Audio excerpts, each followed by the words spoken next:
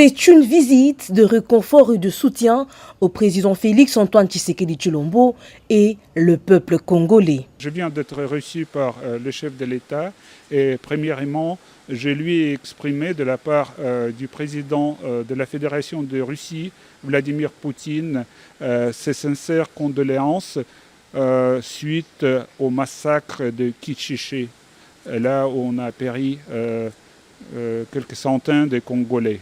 C'est vraiment une très grande tragédie. Et puis on a parlé de la coopération bilatérale entre la RDC et la Russie, notamment de la conclusion des accords dans le domaine de l'éducation ainsi que dans le domaine de la coopération entre nos centrales électorales. À en croire Alexei Santebov, une enquête approfondie devrait s'ouvrir d'urgence à ce sujet. La position de la Russie par rapport à l'agression rwandaise est très claire. La position de la Russie elle est très claire.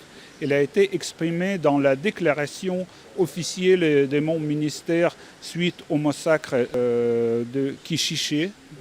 La Russie a appelé à ouvrir l'enquête approfondie sur ce sujet pour savoir des causes vraiment de ce qui s'est passé au Nord Kivu. Nous sommes vraiment très préoccupés par les activités des groupes armés à l'est du pays et moi j'ai exprimé plusieurs fois notre préoccupation pendant mes rencontres avec les gouverneurs militaires de la province ainsi qu'avec les autorités centrales de Kinshasa.